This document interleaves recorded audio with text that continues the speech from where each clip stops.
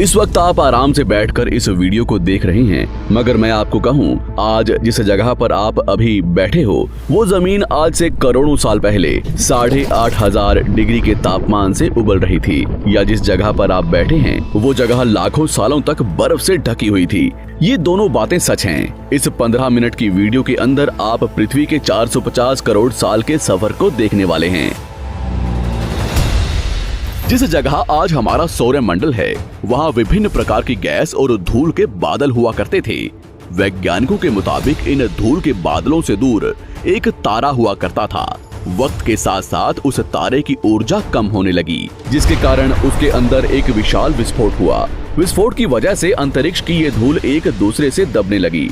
इस दौरान बादलों में स्थित धूल के कण दबाव और गर्मी के कारण बड़े उल्कापिंड और पत्थरों में परिवर्तित हो चुके थे, और इसी दबाव की वजह से इन बादलों में स्थित रेडियो एक्टिव पदार्थ ने ग्रेविटी का निर्माण किया। इस ग्रेविटी के कारण बीच में हाइड्रोजन और हीलियम इकट्ठा होने लगे। बीच के इस भयंकर दबाव के कारण एक विशाल विस्फोट हुआ, और इसी विस्फोट के कारण हमारे सूरज का जन्म हुआ। अंतरिक्ष में फैले एस्ट्रॉयड यानी क्षुद्र ग्रहों में भारी वजन की वजह से सूरज के करीब आकर सूरज की परिक्रमा करने लगे। धीरे धीरे इन्हीं एस्ट्रॉयड में भारी टकराव हुआ, जिसके फलस्वरूप मरकरी, विनस, अर्थ और मार्स जैसे ग्रहों का निर्माण हुआ। वैज्ञानिकों के मुताबिक उस वक्त पृथ्वी और मार्स यानी मंगल ग्रह के बीच थिया नामक ग्रह सूरज की परिक्रमा किया करता था। पृथ्वी पर ग्रेविटी होने की वजह से सूरज की परिक्रमा करने वाले एस्ट्रॉयड अब पृथ्वी की परिक्रमा करने लगे, और धीरे धीरे करोड़ों सालों तक ये पृथ्वी पर गिरते रहे। और ऐसी घटना हमारे पड़ोसी ग्रह थिया पर भी हो रही थी, जिसके कारण थिया पृथ्वी के और करीब आने लगा और आकर पृथ्वी से टकराया। इस भयंकर टकराव की वजह से पृथ्वी के हिस्से कणों के रूप में अंतरिक्ष में फैल गए और एक रिंग्स की तरह पृथ्वी की परिक्रमा करने लगे। इन्हीं परिक्रमा करते हुए कणों में टकराव होने लगा, जिसके कारण हमारे चांद का निर्माण हुआ। उस वक्त पृथ्वी पर सिर्फ एक ही समुद्र हुआ करता था, और वो था 1900 डिग्री सेल्सियस की तापमान पर उबलते हुए लावे का। उबल रही थी वो सारी चीजें जिसे आज आप अलग अलग नाम से जानते हैं। वक्त के साथ साथ पृथ्वी धीरे धीरे ठंडी हो रही थी, जिसके कारण पृथ्वी के भारी तत्व जैसे धातु और रेडियो एक्टिव पदार्थ पृथ्वी के केंद्र में जाकर इकट्ठा हो गए, और हल्के पदार्थ पृथ्वी की सतह पर आ गए। लाखों सालों तक पृथ्वी पर उल्कापिंडों की बरसात हुई, और इन गिरते हुए उल्कापिंडों में जमा था नमक, मिनरल्स और पानी। करोड़ों सालों तक इन उल्कापिंडों की बरसात होती रही, और धीरे धीरे पृथ्वी की ऊपरी सतह पानी से ढकने लगी।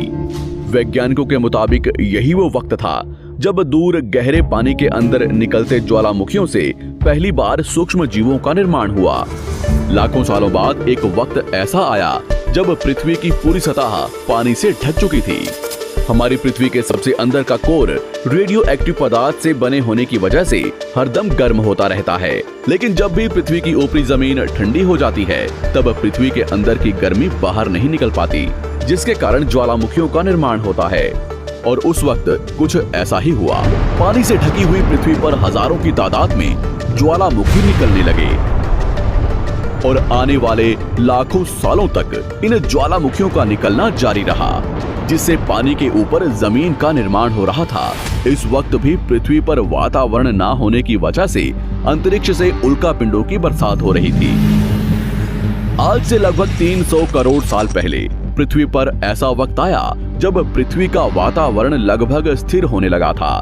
ज्वालामुखी निकलने धीरे हो गए थे, और पृथ्वी का एक दिन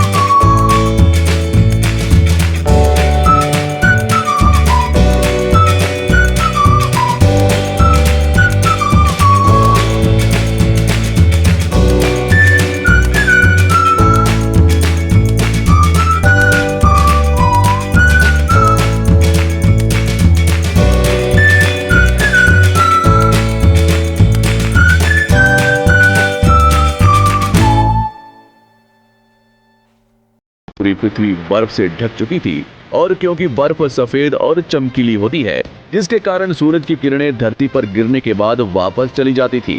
इसी कारण से पृथ्वी कई लाखों सालों तक बर्फ से ढकी रही, मगर फिर से पृथ्वी के अंदर स्थित गर्मी ज्वालामुखी के रूप में निकलना शुरू हो गई और इन ज्वालामुखियों से निकलने वाली गर्मी ने बर्फ को पिघलाना शुरू कर दिया।